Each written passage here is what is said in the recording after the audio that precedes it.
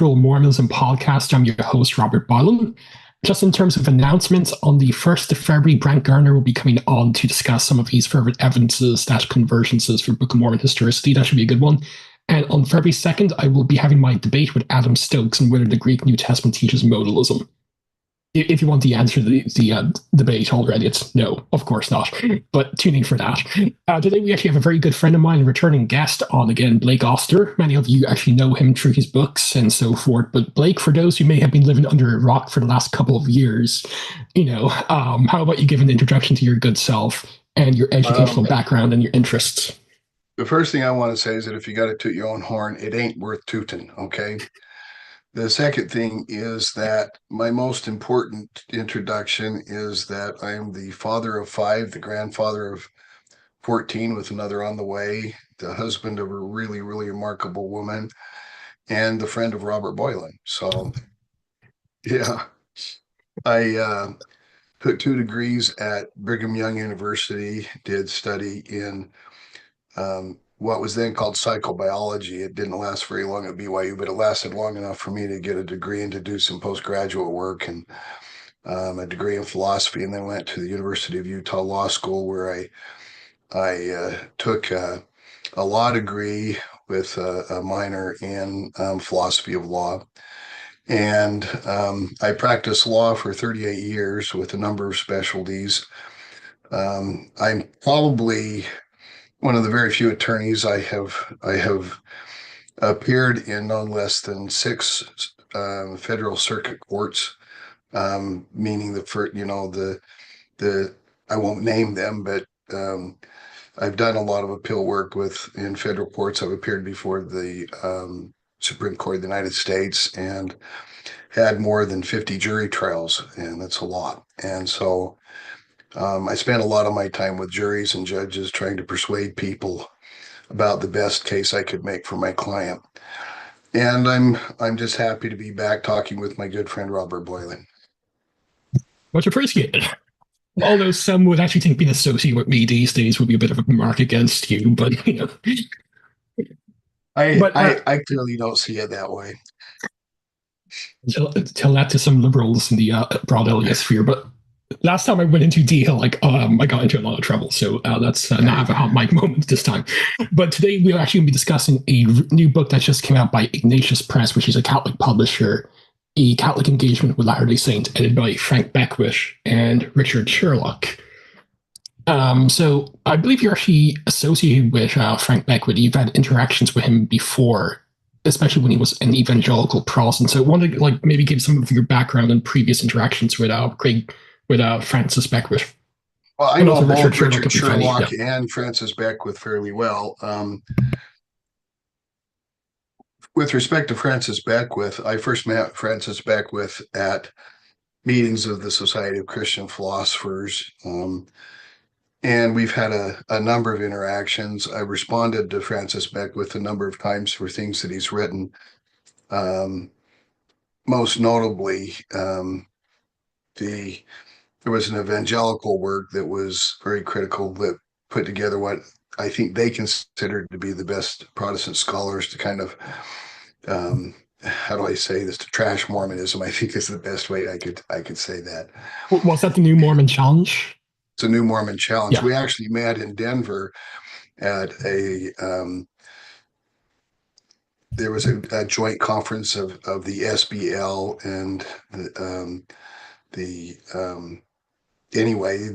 we had an open debate with William Lane Craig and Frank Beckwith and a few others.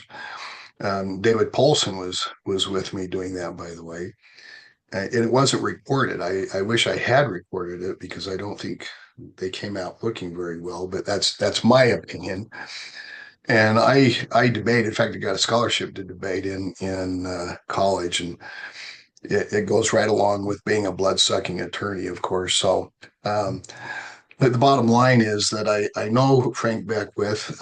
We have kind of we got off to a rocky start, but I'll just tell you something about Frank Beckwith that increased my respect for him interpersonally, and that is that he said a number of fairly nasty things about my mentor David Polson, and it hurt David to have those kind of things said. A number of them were just off the charts, untrue and jaundiced. And but Frank Beckwith was a big man, and actually was there when he came up to David and said, "Look, David, I apologize, and I'm wondering if we could do a start over." And I thought that was very big of him. I think it was kind of him, and um, I think it says a little bit about Frank Beckwith and the kind of person that he is.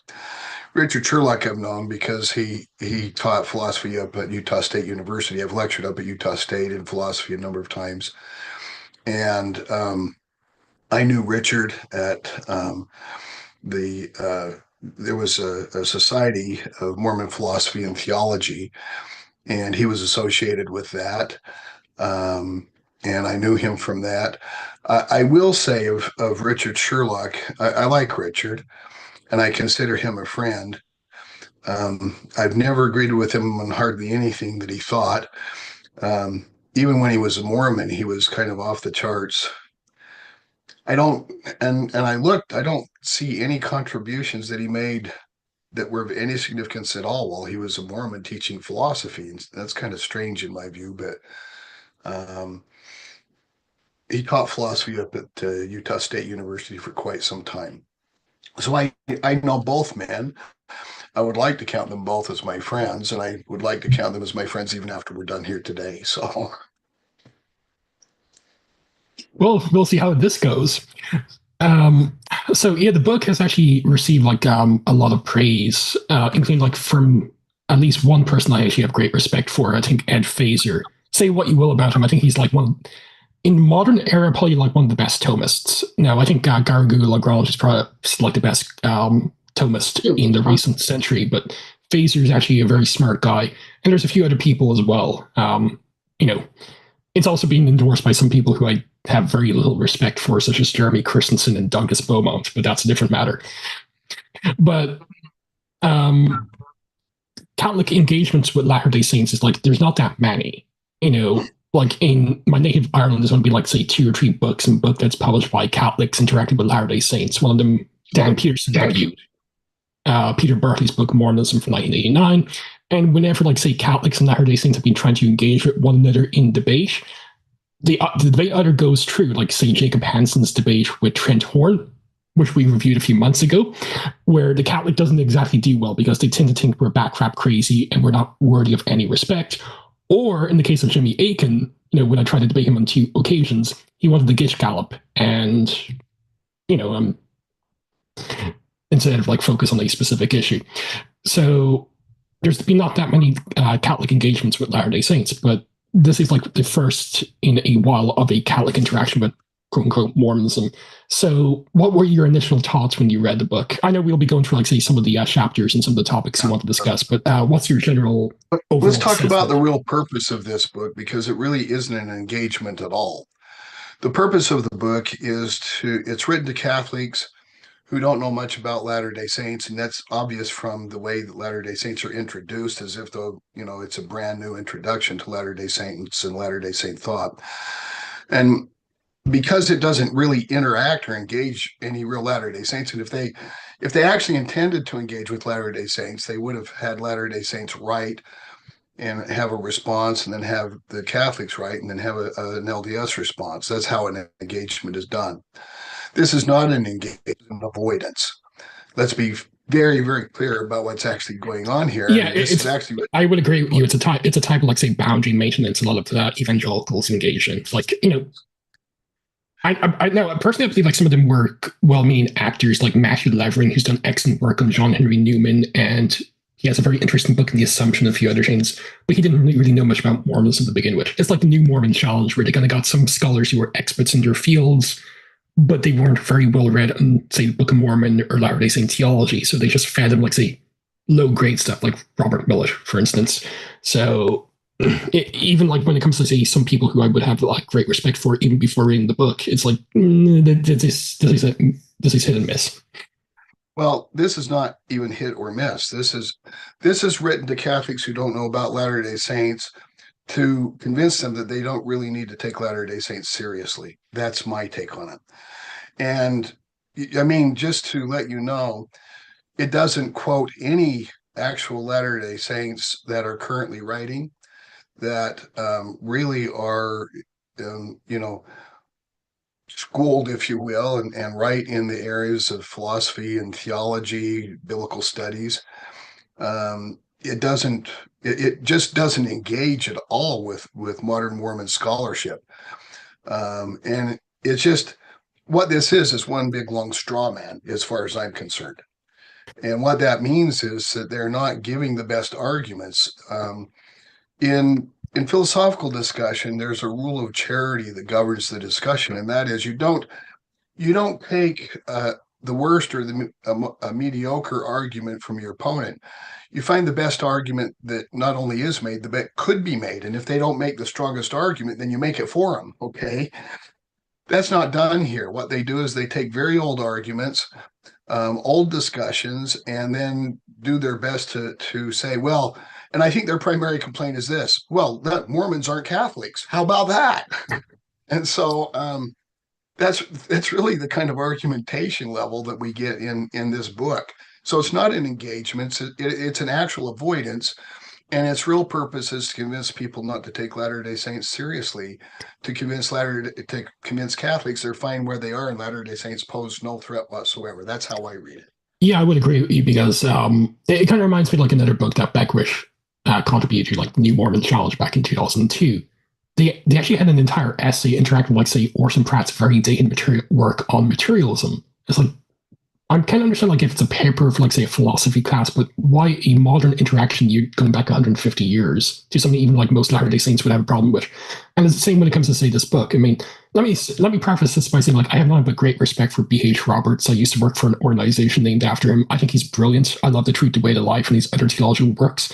But dealing with his 1904 book with the Catholic priest, I think that was like very dated stuff, and I know there were some problems with the author's interaction with Roberts on that point, but also like when it comes to, say, the Great Apostasy, and it's usually in there too, dealing with Barker's book from the 1950s, but without interacting with, like, say, stuff that came afterwards, like, say, Barry Bickmore, Noel Reynolds, and others who have done more stuff in, like, say, patristic scholarship and original sources. It's like, really, you expect us to take you seriously when you're not interacting with our best? It's not like, say, LDS work on, say, the apostasy ended with, say, Talmage or Barker. Right. It would be like, say, that's just it. They don't expect to be taken seriously by Latter-day Saints because it's not written to or for Latter-day Saints. And so, the whole purpose of the book, as I said, is just, don't take Mormons seriously because we can easily disembowel them. Now, a charitable look is maybe they want to take on B.H. Roberts because he was a member of the 70, and others writing aren't really leaders of the church, and that's the best they could find from leaders of the church. So maybe that would justify taking on B.H. Roberts, but not updating his arguments. I mean, I'll get into Beckwith at some length in his response to B.H. Roberts. The worst and most irresponsible chapter in the entire book is, in my opinion, Sherlock's. And I say that with pain because I like Richard, but the work here is really poorly done. And he ought to be embarrassed, frankly, by what he's written. That's my opinion. Yeah, even I'm not going to name him, but like a mutual friend of ours who recently became Eastern Rite Catholic for really bad reasons. I'm sorry if you listen to this dude. He said, like, say this book was trash. And yeah. I'm not going to lie to you, like, I would actually love for, like, a very informed Catholic interaction with Latter-day Saint theology, because I think Catholics more so than American evangelicals, at least, because they have more respect for, say, history and patristics and stuff like that, would be able to, like, do a better job interacting with us than most others, but not this. This is like an how not to guide for papists. Yeah, and the problem I have interacting with Catholics is that they almost always simply assume either Thomism or Augustinianism or some form of Platonism as the definition of God, and if you don't meet it, then you're not really a Christian, right? And they just assume it all the way out, and then they read it into the Bible, which is just irresponsible biblical scholarship, in my view. The kind of anachronistic reading that they do to try to protect their faith is indefensible. And so That's not to say Latter-day Saints don't often engage in anachronistic reading. Okay, I don't want to say that they're the only ones at fault here. But the bottom line is they're very difficult to interact with because there's that kind of an approach, assuming that that's what is actually meant, and the assumption can't be attacked because if you attack it, you're not reasonable. And we're going to talk a bit about whether their approach to this is reasonable or not. But the bottom line is what counts as scholarship and what counts as evidence is so different that there's no real dialogue or engagement taking place. So That's cool. So, do you want to start with the Beckwith essay, or do you want to start in order and discuss some of your problems with Richard Sherlock's essay? yeah, let's start. Well, Richard Sherlock comes first in the book, and let me just say, I have huge problems with Richard Sherlock when he talks about a lot of matters. So, for instance, here's the biggest gripe that I have. When Richard, for instance, discusses creation ex nihilo, he knows and knows about the responses. So, for instance, to Copan and Craig, who've written what has kind of become the seminal go-to faith-promoting article for classical Christians. I'm going to call classical Christians those who accept a more or less Aristotelian Platonistic framework for understanding God. And when he talks, for instance, this is the worst argument in the entire book is made by Frank Beckwith, though, that, and it's echoed a bit by Sherlock. Frank Beckwith argues this way. How can Latter-day Saints accept the Bible that was put together by the church and reject this or that or the other, right? Yeah. And it's a meme in when you interact with Roman apologists. It's like, my canon. I mean, you mean the canon that was only infallibly defined by your standards at the Council of Trent, and there's probably differences between that and the Florentine canon? I bring that up because Richard Sherlock begins, and he begins by defining what is meant by God and creation, okay? Because in Catholic thought, you have to begin with creation to understand God. And in creation, it means that God is the absolute transcendent. He transcends the universe. He's basically the Platonistic ideal. And he has a demiurge, or he has this mediator who is the Logos, like Plato did. And the bottom line is that, for instance, the Latter-day Saints have rejected the wisdom of Solomon because it's in the Apocrypha, and we don't accept the Apocrypha. But how can you do that when Catholics put together the Bible? You mean the wisdom of Solomon that teaches creation from pre-existing material? Yeah, but here's the most important problem he has. He cites wisdom when it talks about wisdom. And you have this extended discussion, of course, in the wisdom of Solomon, of how wisdom is active in creation. It's God's wisdom, and it's really just a poetic expression of how God is using his intellect to order the universe, right? The funniest thing of all is that they're using it as their touchstone of truth because it's scripture, and wisdom is showing us the way. And the reason they cite it is they believe that this shows the Hellenistic influence on the ideas in Christianity, right?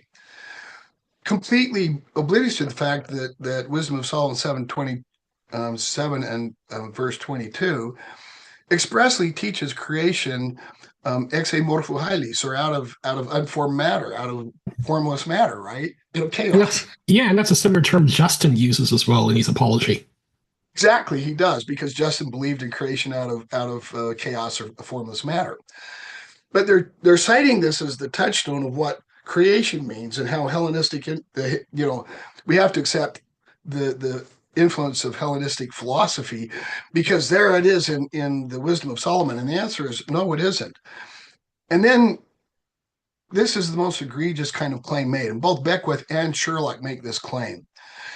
You shouldn't criticize the fact that our God is defined by the Platonistic influence of transcendence of the entire world and the Aristotelian view of the unmoved mover who's purely simple and actual, because there you find it right there in the very first verse of the first chapter of the Gospel of John, right? So what John is actually doing is Greek philosophy when he talks about the logos, or the word. And this is just an inanely stupid argument. And let me explain why. It is true that Philo of Alexandria had very similar thoughts about the Logos. But what's more revealing is the differences between Philo of Alexandria. And here's the kicker. I mean, Sherlock treats Philo of Alexandria at some length, laying him out and then suggesting that we can see that this shows the influence of Greek philosophy on John. And then he makes this small admission. But it's really pretty clear that the writer of John didn't have access to Philo of Alexandria, okay? And so there couldn't be any direct influence, but it's just in the air, understand? This is egregious. The reason it's egregious is that it's absolutely uninformed biblical scholarship. The reality is there had been a long history of the Debar or Word of God that had been quasi-personified in the Old Testament, okay? And often personified in an angel who comes down to talk to people, okay? Yeah, and you see this in the Targum tradition with the Memra. It's even more pronounced in for instance, the Targum of Jonathan, written probably either just before or during the time that the Gospel of John is being written, okay? And the Memra in Aramaic Targums is very clearly the Word of God. And so what we actually find in the evidence is that this isn't Greek philosophy at all. There's a long history because God is said to create by speaking a word in Genesis, and you get Jewish reflection on the fact that God's creative power is expressed in speaking a word. And here are the differences. Here's what's really, so why do they then say, well, this is Greek philosophy? And the real thing that we want to establish with this is God is absolutely transcendent. Sherlock says that he's teaching creation out of nothing, which is nonsense. Now, I want to point out, I've written an article about creation ex nihilo. We'll link to it, responding to Copan and Craig. And the kind of assertions they make, just, how do I say this? They're swimming against the stream of the vast majority of scholars who disagree. There are even a number of evangelical scholars and Catholic scholars who agree that you can't find creation ex nihilo anywhere in the Bible. And in fact, what the Bible teaches uniformly is creation out of unformed matter. And so they ignore all of that scholarship. Here's the thing about this book. It never once cites a source that has a contrary view. Not once do they fill in any kind of argument with, well, there's a different point of view, even among Latter-day Saints. So, for instance, there's this footnote where Beckwith mentions that B.H. Roberts had an influence on a number of Mormon writers, and he mentions a number, including myself and David Paulson and others, okay? But he gives no sources, and that's on purpose. He doesn't want his Catholic readers following up to see what more modern Mormons have to say. It's egregiously inexcusable. Back to Sherlock. And so this argument from Sherlock, well, you find this kind of Greek philosophy right in the first chapter of John. The notion of the Logos was completely at home in the traditions of Palestinian Judaism. And this is not an expression of the Platonic view. So the Platonic view is this. You have this absolute ideal, which transcends everything. It's like the ideal of beauty, okay? You have to compare everything to this ideal of beauty to know something's beautiful in the particulars in the earth. So a tree can be beautiful because it somehow reflects the ideal of beauty, okay? But the ideal completely transcends everything. But God is so far removed from the world in both the Timaeus written by Plato and also in the works of Philo of Alexandria, a Jewish theologian philosopher writing just before the Christian era, okay? And we see this kind of engagement, but that's not what John is talking about. There are several very important distinctions that show that he's reflecting the Palestinian influence of reflection on the Memra and the Debar. The Hebrew is Debar for word, Memra is Aramaic for word. Okay, so if we use those terms, you'll know what we're talking about. And we have this engagement, but here's the most important distinction. First of all, when the Father can't be seen in Platonic philosophy because it's just this idea which is beyond any human sense. Okay, but in the Gospel of John, he says that no one has seen the Father. But in chapter 6, he says no one has seen the Father except he who has believed in the Father. Okay. So what he's saying is the reason that no one sees the Father is disbelief. It has nothing to do with this kind of transcendence that both Sherlock and Beckwith want to foist upon the text. Another very important difference. Plato has a demiurge who actually creates the earth and the Timaeus. And he needs a demiurge because the ideal isn't actually able to interact with matter in any way. And so what we have is God creating the world through his word, or the demiurge, because he can't interact in any way with matter. In the Gospel of John, the word becomes flesh. And this is a very amazing difference.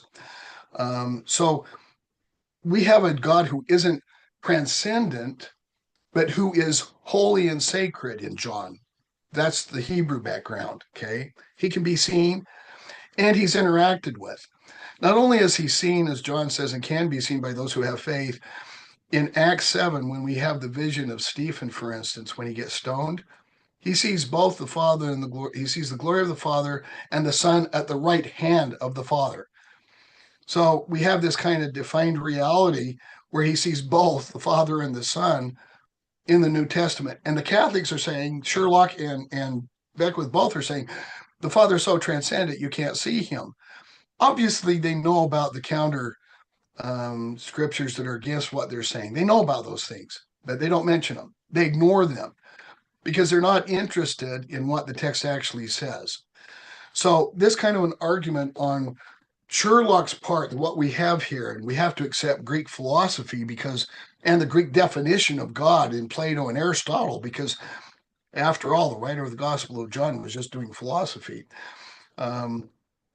And Beckwith goes beyond that and argues that when Paul is arguing and he references some Greek poets, he's actually doing philosophy, which is just, I mean, honest to Pete, to say that Paul was doing philosophy or arguing philosophy, all he's doing is quoting a Greek poet and then saying, you know, you have some idea of what God is because your poets have said that God is this kind of a being. And so to say that what we have to do is accept Aristotle and Plato's definition of God as our definition, as they do, because Sherlock readily admits that several of the ideas of God that he's propounding come directly out of Platonism.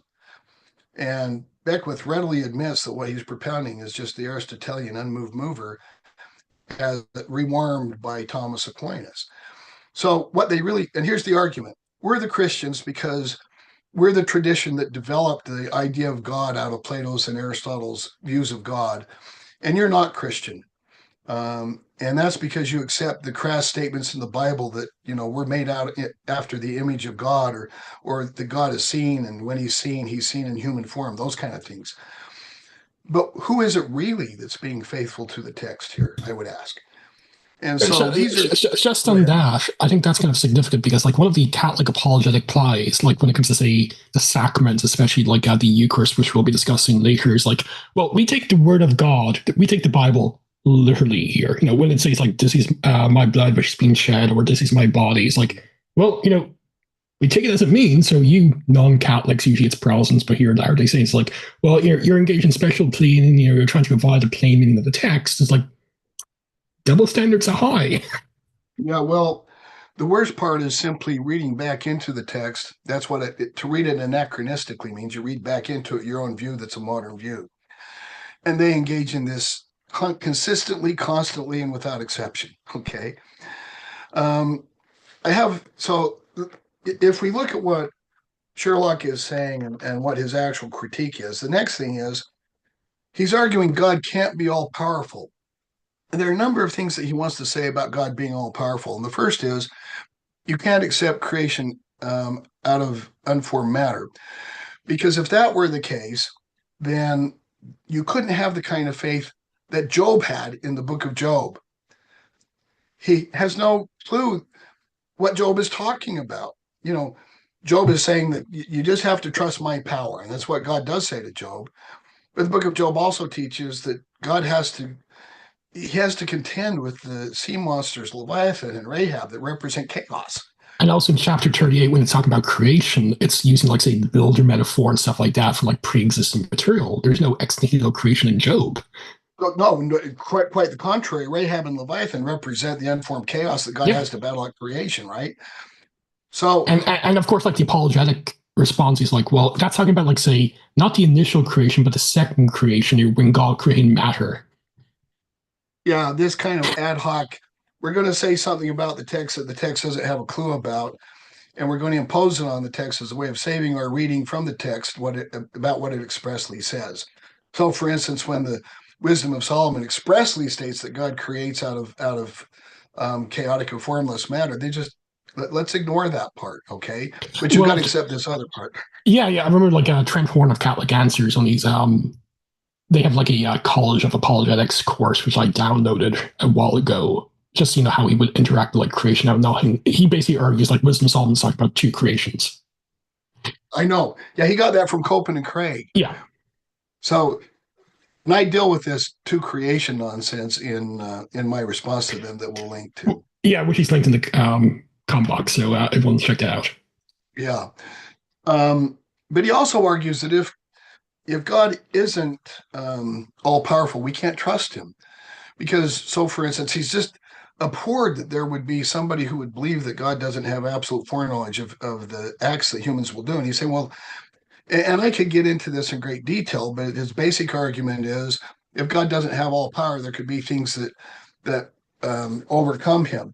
But these are the kind of statements that he makes. Let me see if I can pull them up fast, because what he's actually, the kind of things he says are how any person with a PhD could make these kind of statements is absolutely beyond me. Okay, because what he says is, and I'm going to I want to quote him. That's why I wrote it down, because I don't want to, I can characterize it, but um, here's so what he says is,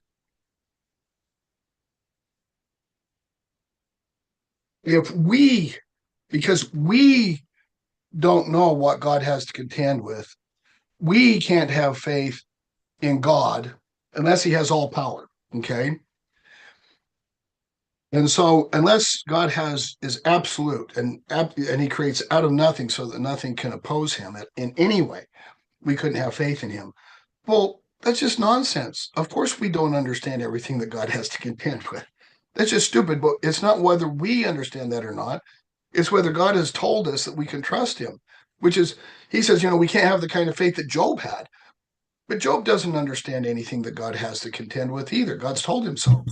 And also, And the the reality Catholic is, understand, like, faith is, like, more like, say, in intellectual sense, like series of propositions and doctrines. Basically you accept Mother Church. She's telling you the truth, even if you don't understand everything. yeah, and so that's exactly right. Their faith isn't in God; it's in these kind of definitional statements about what power is that they actually have faith in, because they And for can't those have who want, faith like, a in. Latter-day Saint view of pistis, look up Brent Schmidt's book on pistis, as well as his book on charis. I think they were very well done volumes. Well, and his response to the problem of evil is simple fideism, which means I can't respond to the problem of evil. All I can do is take it on faith. But the kinds of statements he's making about Latter-day Saints are nonsense. First of all, those of us who believe that God has limited foreknowledge, nevertheless, that God knows all possibilities, Yeah. and that God knows that whatever possibility he encounters, he is able to overcome it, and he's told us so. Okay, so we can have faith in God, and the way that, and Sherlock knows this argument because he's actually taking the argument from my first volume that he reviewed in BYU Studies. I know exactly what he's referring to, and the reality is he knows the response, but he refuses to acknowledge it or quote it or give a source.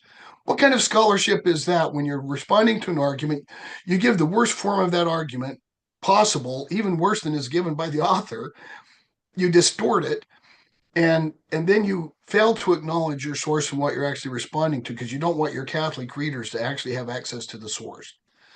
that's that's just so egregiously bad in my opinion.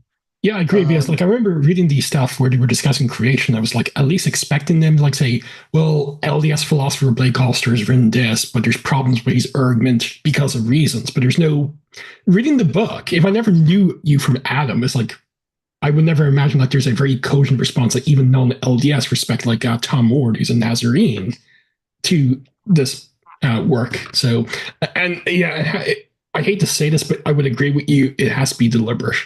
You know, it can't yeah, be accidental because we're not talking about, like, say, an unknown article that was published in some kind of half-baked journal on the other side of the world no one heard of. We're talking about yeah, something that has a lot of traction amongst Latter-day Saints for like what 19 years now since the article was published by firms. So it's been a while. They yeah. have no It's been quite excuse. a while.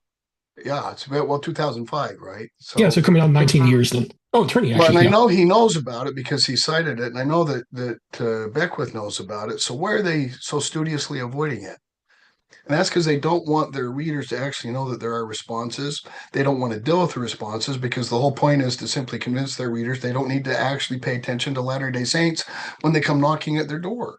And And that's here's what basically he, like the Roman Catholic apologetics when it comes to the church. She's basically summed up, and we saw that back in August when Jacob Hansen actually did very well against Trent Horn, where Horn's response to Nahum is just 3 letters, bro. it's exactly right. Here's what he actually says.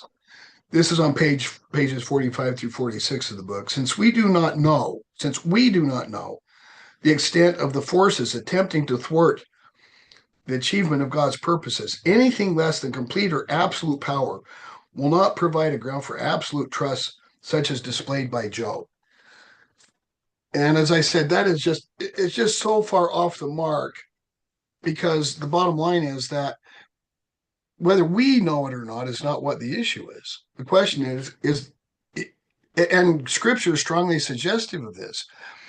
There are a number of scriptures that very strongly suggest. Now, there are no definitions of God's omnipotence or omniscience in the Bible. That's because it's not playing the language game of philosophy. Okay. Never.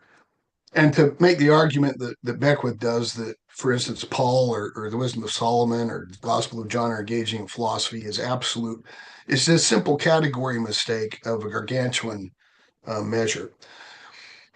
But the whole point is that we can have faith in God. This is what the lectures on faith argue. In fact, this is the argument from the lectures on faith. Whether we have trust in God isn't based on some impersonal absolute, some impersonal principle. It's based on whether we can have adequate faith. That's the question asked by the lectures on faith. Can we have faith in God? And the answer is we can, because we can have absolute trust in God because he's told us that he has knowledge to be able to meet anything that might defeat our salvation. Okay.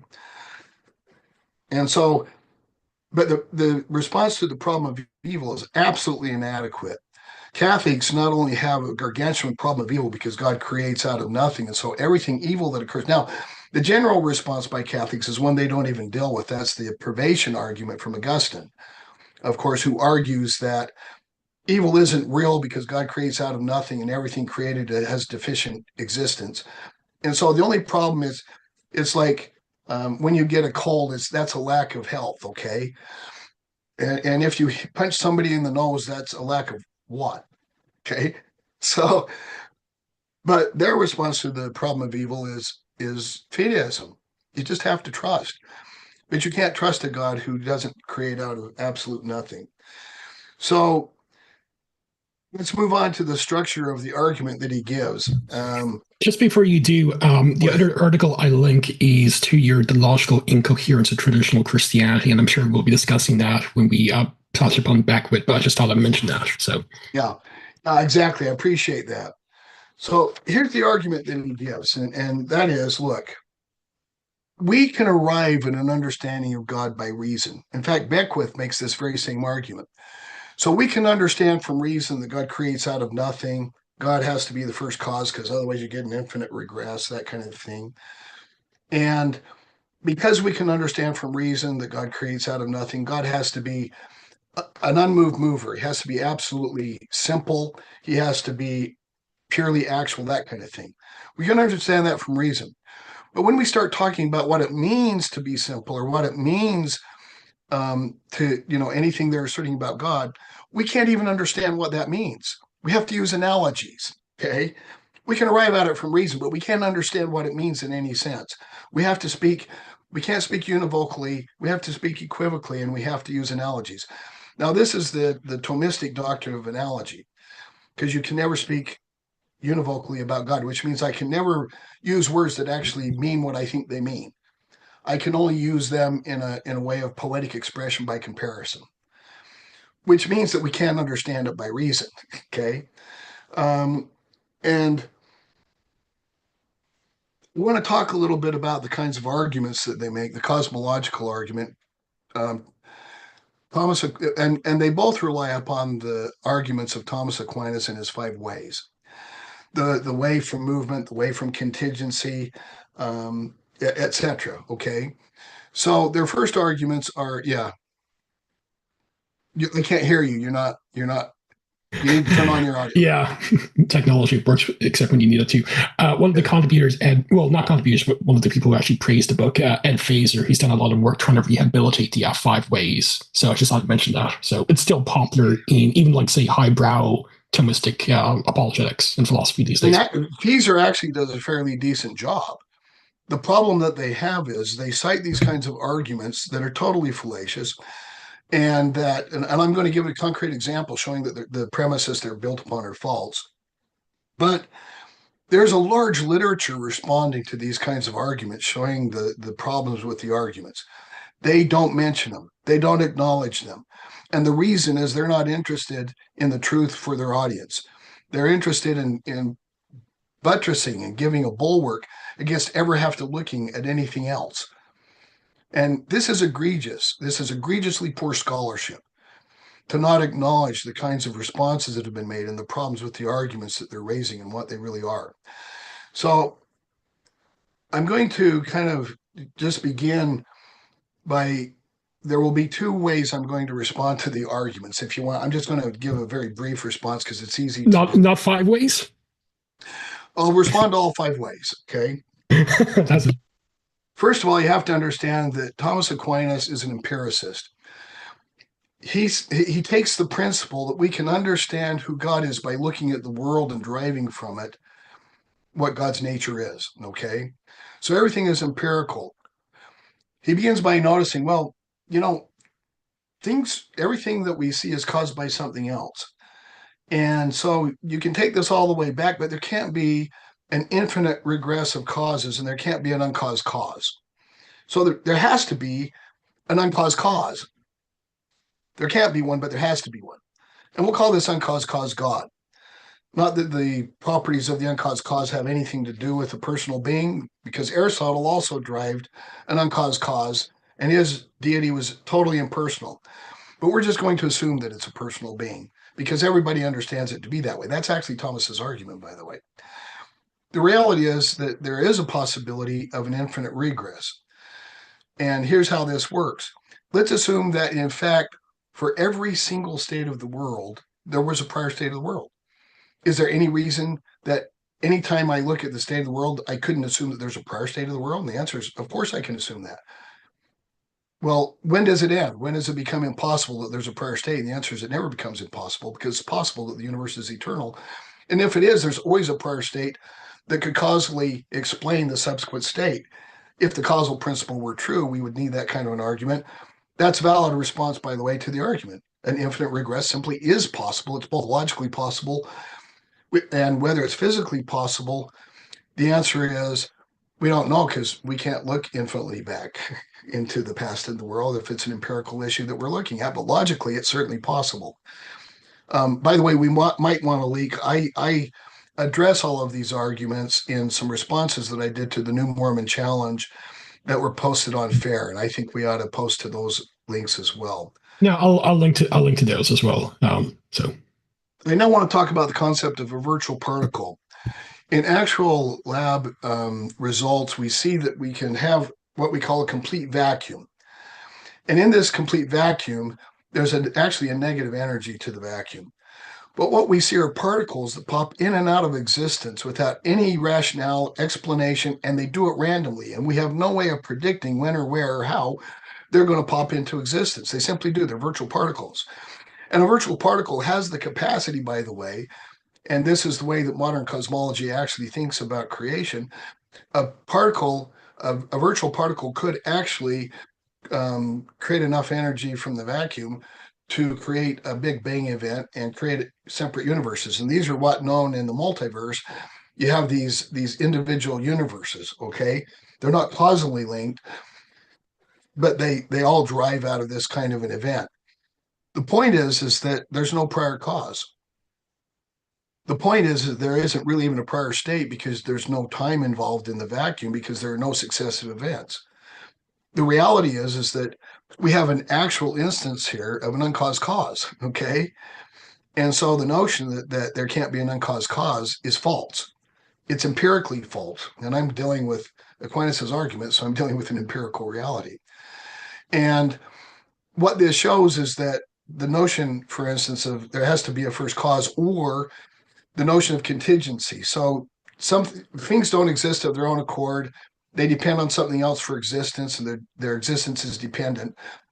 But not everything can have a dependent existence. So we have to have something that is not contingent, but ontologically real. That means that its explanation is in its own existence. What this kind of argument never mentions is that, God has to be that being that has the explanation of his own existence. What this requires is an ontological argument. The ontological argument is explaining how something could be its own explanation. But the problem with Aquinas's ontological argument is that it's an empirical argument. He bases it upon the gradation of beings. You've got lesser beings and greater beings, but there has to be a greatest being if we have this gradation of beings. That's Thomas's argument because it's empirical. He's looking at the world.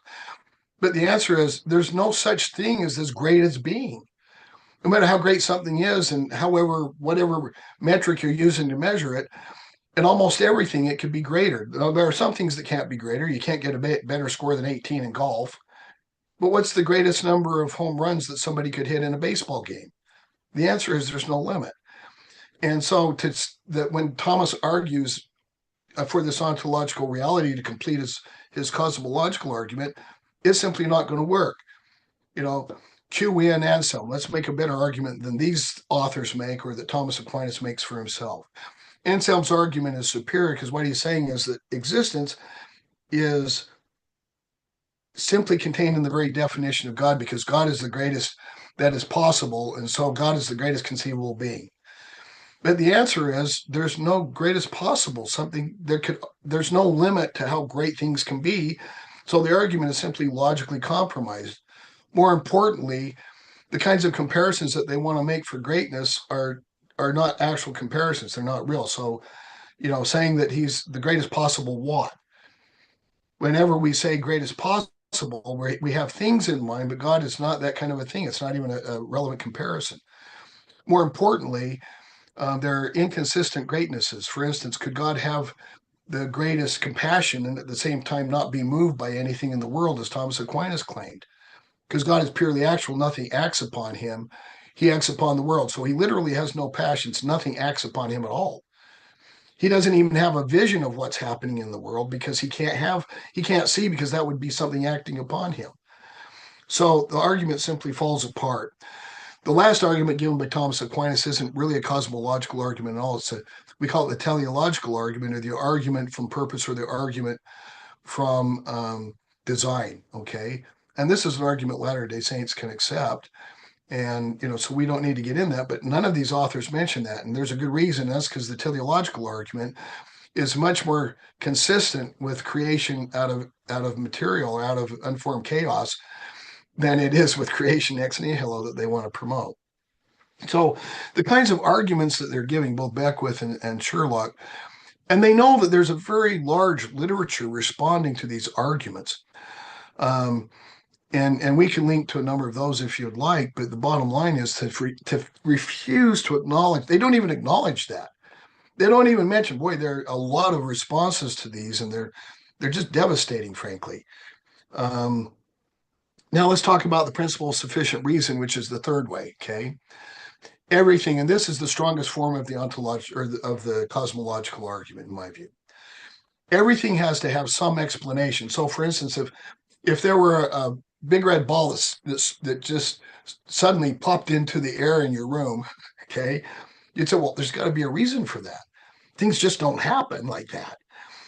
And so for every event we have, and in fact, if I'm even going to reason about it, I have to assume that there's some kind of sufficient explanation or reason. So why even talk about it or argue about it unless I'm going to use reason? There are two problems with that argument. It may well be that they're just certain things. That is, there are things without an explanation. There's never an argument for the principle of sufficient reason saying why there couldn't just possibly be things that don't have some prior explanation. And we have an actual physical example, the virtual particle, which violates the principle of sufficient reason. So what we have is every argument they give us and on which they erect, and they have this kind of, Beckwith especially does this, he erects all of the attributes of God, starting with creation out of nothing, okay, and these kinds of arguments. But the whole scaffolding just completely falls because the arguments are not going to hold up. So what we get out of this notion that God has to have all power. Let me also mention this, and I'm going to shut up and let you talk for a minute in just a second, okay? I apologize. Sherlock is arguing that God has to have all power or he can't control things. Sherlock reviewed my book. He knows I give an argument for how God can have complete control over matter without having created it out of nothing. And that is, if the expression of properties by any material reality is dependent on God's sustaining power, then God can completely control whether there's complete chaos or there's a manifestation of the properties of, say, molecules. So God could withhold from the molecules the power, for instance, of hydrogen and oxygen to form water. And he would have complete control over all matter. He knows that there's that kind of argument out there. Why doesn't he acknowledge it?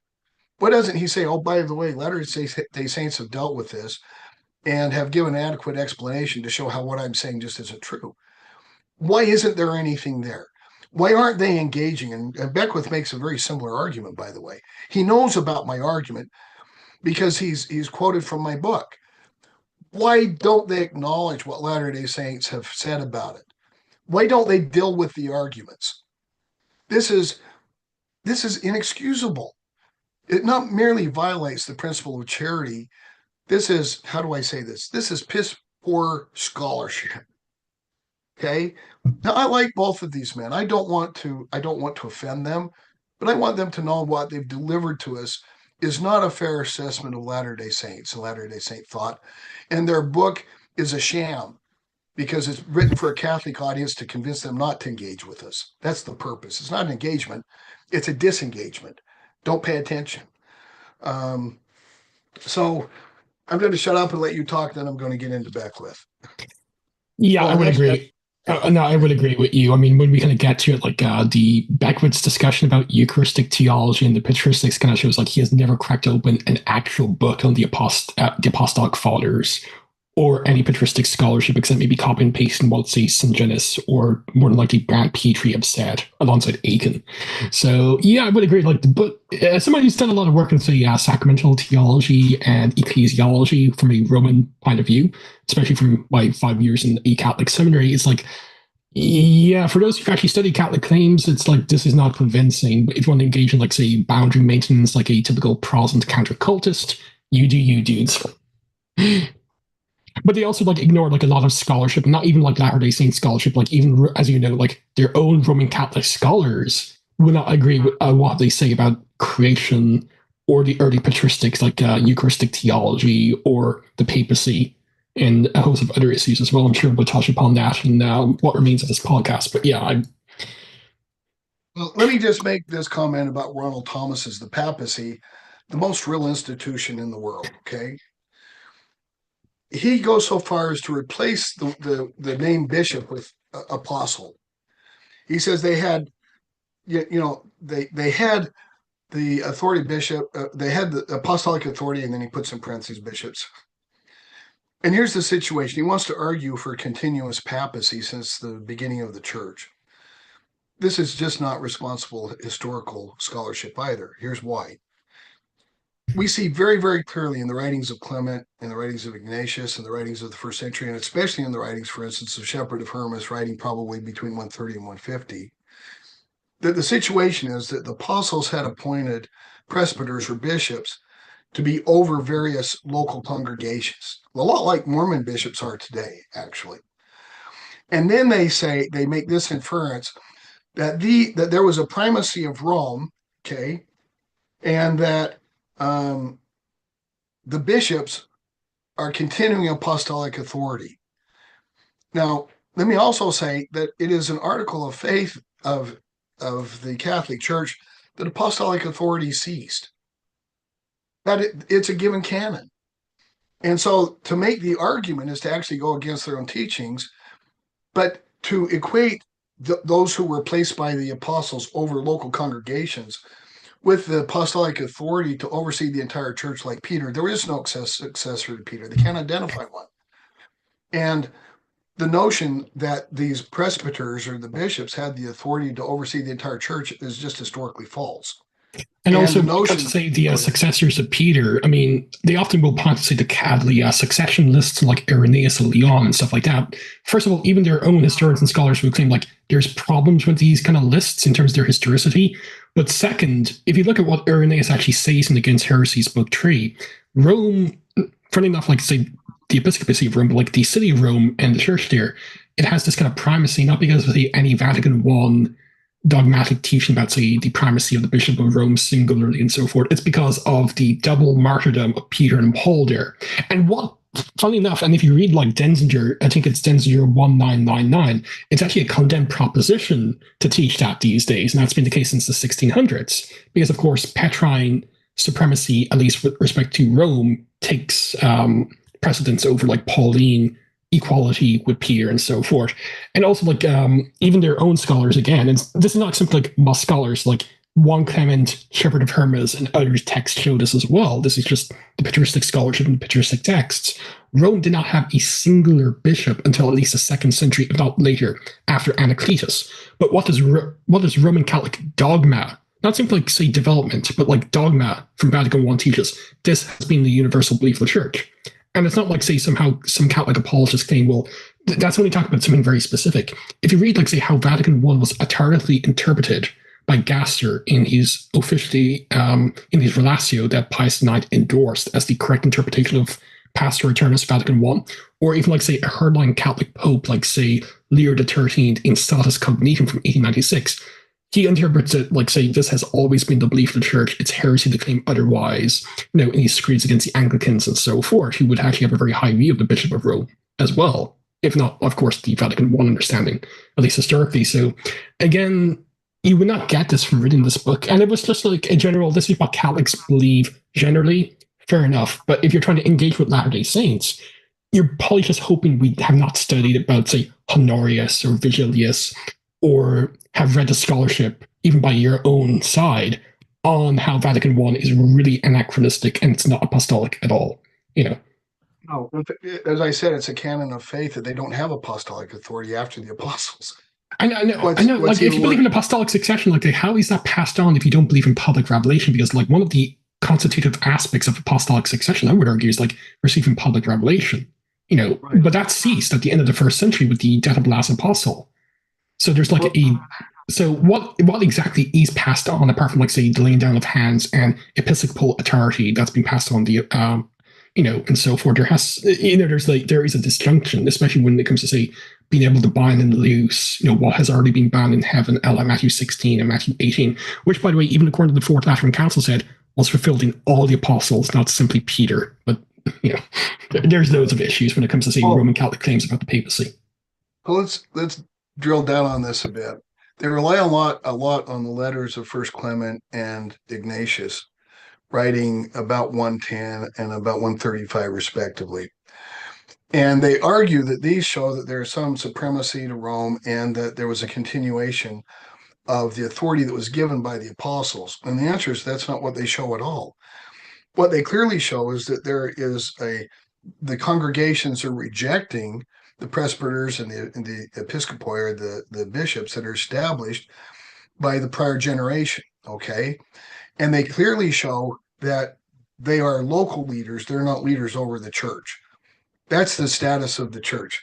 More importantly, most of the churches were established by Paul, and Paul was not a member of the 12. Paul was not an apostle in the sense that he was one of the 12 who had apostolic authority to pass on. He even notes in Galatians where like he was untimely born, in terms of his apostleship. So yeah, very graphic in Greek, but yeah. The misunderstanding arises because in Greek apostolos simply means being sent, means being called. Yeah. Be a missionary, essentially. And so Paul is an apostle in the sense that he's a missionary and he's sent. He's not an apostle in the sense that he's one of the 12 called by Jesus. And so he doesn't have that kind of authority to even pass on. And so when we get to the supremacy of Rome, as you say, it doesn't really appear until the mid-2nd century. And the notion, the honor, so if any primacy is given to Rome, it's a primacy of honor, not a primacy of authority. And for the exact reasons you said, that Paul and Peter were martyred in Rome. They were in Rome.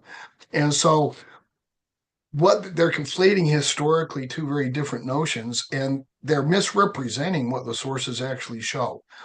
So, but you're never going to get a contrary source out of this book. There are no sources cited. There are no further sources about the apostolic authority.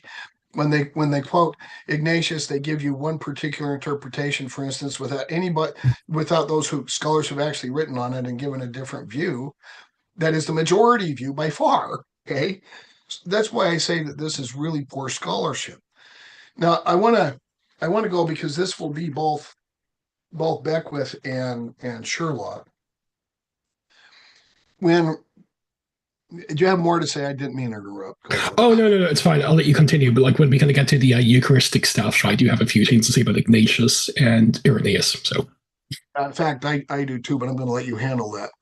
The bottom line here is that Beckwith is taking on the 1904, published in 1905, debate between Reverend Vanderdonk, a Catholic out of Idaho, and B.H. Roberts. Now, let me echo what you said. B.H. Roberts is incredibly informed and well educated for a guy who, came out of the mines in Wales, and I have a lot of respect for him.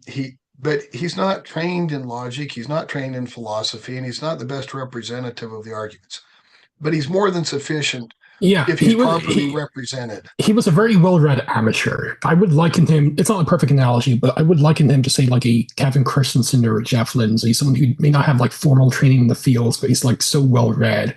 They're actually pretty good when it comes to like a lot of the areas that outside their professional expertise. One does not need to have professional or scholastic training in order to be really good at something, right? Oh, I agree. Yeah. And so, in any event, Roberts notices two very severe problems with what Vanderdonk is giving us when he gives us the unmoved mover, the actus purus of the actual, purely actual, and the simple of the Reverend Vanderdonk. And Beckwith wants to come to the defense. By the way, he doesn't defend Reverend Vanderdonk at all. He comes up with his own arguments.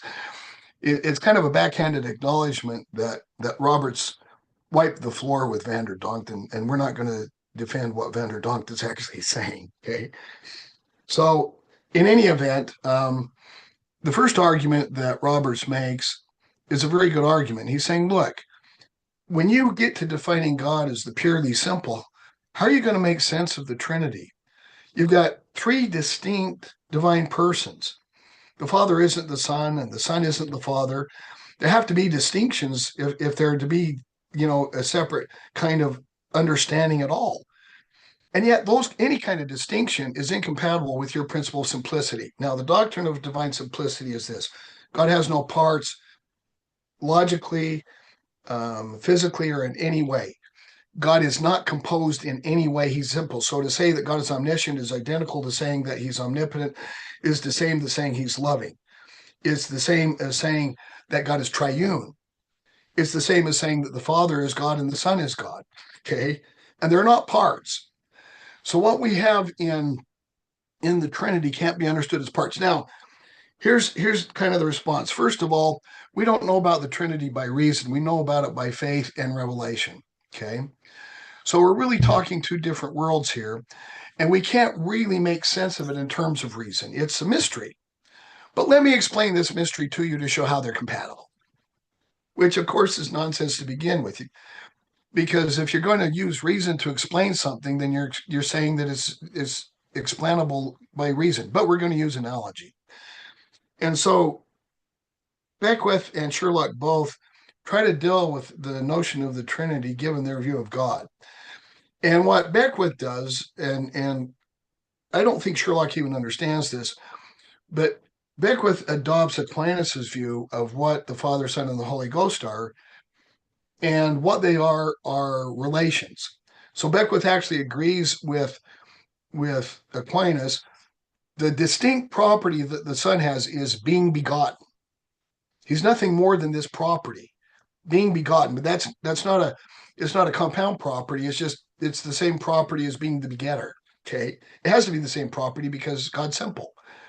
So being begotten is the same as being the begetter. It's the same as being spirated, or how would we say that in English in a way people can understand? God breathes out the Holy Ghost. Okay, and so the only thing that we have for the Holy Ghost is the property of spiration. And they are not things, they're not distinct things in that sense. They merely are these relations. Let me first say, I've written about this in my third volume, taking on this Thomistic doctrine of what's called the doctrine of subsistent relations. So they're not, the persons are merely subsistent relations.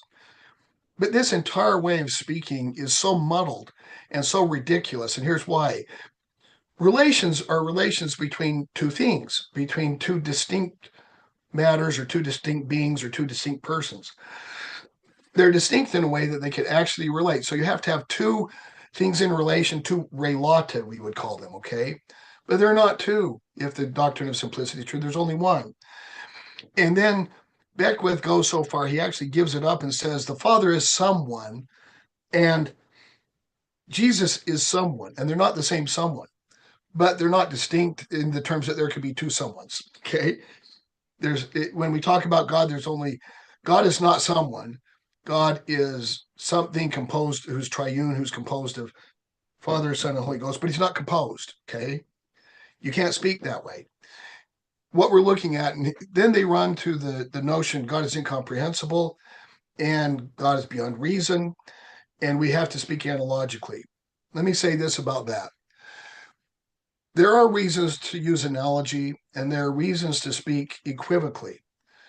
But trying to avoid incoherence that's been demonstrated in your position isn't one of them. And what Roberts has demonstrated in his own way without formal logic is that, in fact, this is incoherent on its face. So let's run to mystery, which is what Trinitarians always do when they're exposed for the total incoherent. Now, you can say, well, maybe it's incoherent for human purposes, but that can't be. To say that something is coherent is to say it both asserts and denies the very same thing. And so it just absolutely can't be. It can't both be true and also untrue at the same time, okay, in all the same respects. So Robert's argument is more than enough to show the incoherence of the doctrine of simplicity in connection with the doctrine of the Trinity. And the Catholic view of the Trinity. Now, I have a book that I've written about this, the third volume of Exploring Mormon Thought of God and Gods, and I take on the notion of subsistent relations. Sherlock knows this because he reviewed the book. Beckwith knows it. Why didn't they engage the arguments? And there's a vast literature in philosophical theology talking about the doctrine of simplicity, pointing out that human free will is not consistent with simplicity. Any contingency in the world is not consistent with simplicity. The notion of simplicity itself is incoherent. The notion of simplicity is inconsistent with the things that Christians want to say about God. There's a large literature on this. Why don't they acknowledge it? Why don't they take it on? Why don't they respond to the arguments? And again, the answer is because they're not interested in the truth for their readers. They're interested in giving the facade that this is all handled and they can just ignore it because they've dealt with it. This is not scholarship. It's not even apologetics. It's pablum, okay? The second thing that Roberts does, and I think he's brilliant in this, he points out, well, you've got the incarnate. They argue, and both Sherlock and Beckwith make this kind of argument. God could never be a human because God is totally uncreated, right? God could never be a human because he's infinite and we're finite. God could never be a human because God is immutable. He's timeless. He can't be in time. And then Roberts just points out, well, we take Jesus Christ to be the preeminent revelation of God, but not only of God, but also what humans are. He's the preeminent explanation and explication and example of what it is to be fully human. And look, I've dealt with this in the last three chapters of my first volume of Exploring Mormon Thought. They don't acknowledge it. They both know that it's there. Why don't they deal with the arguments? Because the reality is, and this is in the handout that you're going to link to, showing that the notion that any being could be both wholly created and wholly uncreated is simply incoherent. The notion that something could come out of timelessness and enter into time the way that Jesus does in any relation to his former self is incoherent. And we can't get into the minutiae of the arguments, but I've done that. A number of people have. And these authors will cite the people who agree with their position, Catholics who've argued for it. They actually cite 3 books of people who have dealt with these issues, but they don't cite anybody who has any kind of a contrary view. They ignore it, but they also ignored the LDS engagement. David Polson and Scott McDonald did a really good article on the Trinity and on the social Trinity that was published in Faith and Philosophy, and they ignore it. How do they get away saying that this is engaging with LDS Latter-day Saints when in fact they don't engage at all with what they must engage with if they're going to be responsible in their scholarship? And so, the notion that Christ, now they try to solve the Christology problem by saying, well, Christ is uncreated in his divine nature. He's timeless in his divine nature. He's human in his human nature. And we have these two natures. It's to me like whenever like a Trinitarian has difficulty on a Christological problem, they just say hyperstatic union. Hypostatic union. Yeah. What does it mean? But when you drill down on what hypostatic union means, it's empty of cognitive content. It means nothing except for, well, we avoid incoherence if we use that term. Okay. Yeah, and often like a lot of the hyperstatic union apologetic works, like they're kind of pretty inconsistent. Like say, did the person of Jesus know when the second coming was immortality? Well, they would argue he did in his humanity. He did not know in his humanity, but he did in his divinity. But functionally speaking, that strikes me as like not Trinitarian, but like Nestorian, because you're functionally splitting Christ into like a divine and a human, not something like nature, but like person as well, And it has to be. God is omniscient. Christ is limited in knowledge, right? So they have 2 minds. Now, scholars dealing with this, not in this book, look at split brain. People have had a commissurotomy. They have the 2 hemispheres of their brain cut. And they say, well, this is the same person, but they have 2 different ranges of consciousness. And the response to that is, well, yeah, but they're not really functional either. Okay. But it's not only that, we know that they're the same person because they have the same body, the same physical history. How we know they have the same identity is they have a pre-commissurotomy identity that is unified, that is physical. And we can, so what is it that unites the pre-incarnate Christ, who is all of the things that the Thomas deity is, and the man who's walking around the Palestinian countryside? And in every single attempt to answer that question, they come up with absolutely zero, nada, niente, zilch. They don't have anything because there is no contact. There's no way to identify the pre-incarnate Christ with the mortal Jesus. There's just no way to do it. And they've got to do that if it's going to have any cognitive content. Now, the hypostatic union for the Trinity has to be a bit different, I would think, for the incarnation. But let's just say this. Roberts obliterates the notion that there can't be a single instance of both human and divine because he says, well, we have one. And he just happens to be the preeminent revelation in Christian scripture and thought about who and what God is. And so that we're going to take that. And, you know, I don't think that Beckwith fairly represents that kind of an argument. He responds to it by basically taking his definition of God and saying that you know Roberts doesn't meet his definition, so it's wrong. But that's not a good argument. That not merely begs the question. That's just it's an argument that is a non sequitur, and so that's what I want to say. About the kind of engagement that they have. I could drill down into the minutia, but they don't give us minutia. They don't give us logical arguments. They make these broad general statements as if though they were obviously facially true and that everybody virtually agrees with that. Every time that they get in, I mean, read the book and you'll see what I mean. It's simply not true. So look, again, I want to reiterate, I consider Sherlock and Beckwith as friends, and I have a good deal of respect, for instance, for Beckwith, for the kind of way that he's reached out interpersonally. And I think he's a good person. But this is not a good faith engagement with Latter-day Saints. It is instead, and it's not even apologetics, as I said. This is simply a broadside to say that Mormons aren't worth really engaging with. That's what. And also, something that came to mind when we were talking about the pre-incarnate Christ, because of the absolute divine simplicity, not simply divine simplicity, that's Catholic dogma, since at least the Fourth Lateran Council. Because, as you know, the Fourth Lateran Council went with the Lombardian definition of simplicity.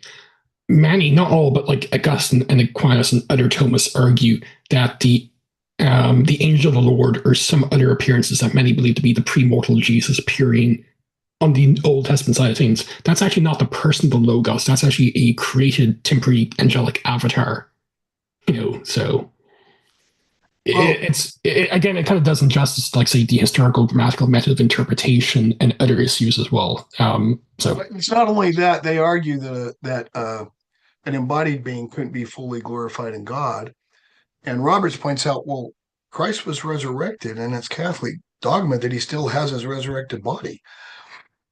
So we have to say that God can be incorporated, that is, he can become corporeal or flesh and remain fully deity. There's more to God than merely his body, but he can have a body and he can appear in his body. And I don't see a response to that kind of argument by Beckwith, and Reverend Vanderdock totally ignored it, which is the best way to deal with an argument if you can't answer it, I guess. So my assessment of the book, there's a lot. Now, we probably ought to talk about transubstantiation a little, and I'm going to let you go, and then I'm going to pipe in because I have some definite thoughts as well. Okay, well, half the essay on transubstantiation was by Beckwith. The other half was by a philosopher, Proust. So I'll let you deal with the realism stuff like that. I've done a lot of work interacting with Roman Catholic apologists, particularly Sungenis, on the Mass, because at least in public debate, I think Catholic apologists are at their best when it comes to defending the Mass. For the simple reason is like there's more biblical data to deal with and early patristic data to deal with than, say, the Immaculate Conception of Mary or the Assumption of Mary or some of the more recently defined de fide dogmas. Because I'm sure you're familiar with, like, say, some of the attempts to defend like the Immaculate Conception biblically. It's like there's parallels between the Ark of the Covenant in 2 Samuel 6 and Mary in Luke 1, or Cartomene in Luke 1:28 means that Mary was preemptively saved at the moment of first passive conception and so forth. It's utter nonsense. By the way, Trent Horn, debate me on the Immaculate Conception. I know Jacob has reached out to you to do it. So, but for Latter-day Saints, you're wondering what's the deal when it comes to, say, the Catholic dogmas about the Mass and transubstantiation. In Catholic sacramental theology, when the priest says, "This is my body" or "This is my blood," what's called the essential form or formula, the words that must be said by the priest or bishop to effect or confect the sacrament, the bread is transubstantiated into the body, blood, soul, and divinity of Christ. It's both the body and blood per what's called concomitance.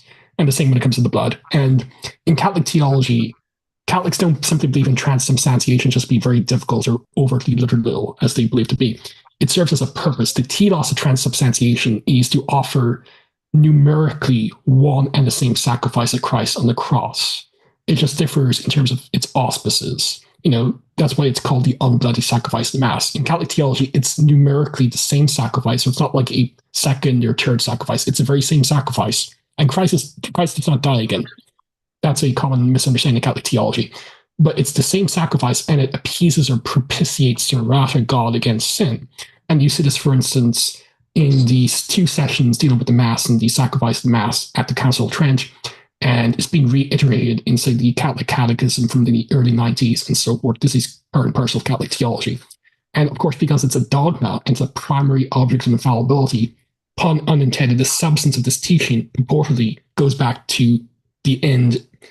It's part of the what's called the deposit of faith. And in Catholic theology, the deposit of faith stopped being added to with the death of the last apostle. It's immutable, it's fixed in terms of its content. And that's the teaching, say, the Council of Trent, Session 4, Vatican I, Pastor Aeternus, Pascendi Domine Gregis from September 1907 by Pius X, and a host of other sources as well have documented this as well. So Beckwith, I'm sure he's a very smart guy, and he wrote a very good book against abortion. I'll have to give him that. But it's obvious if you look at the footnotes, he has not actually read the Apostolic Fathers, that is the earliest post-New Testament writings, such as Ignatius or Didache.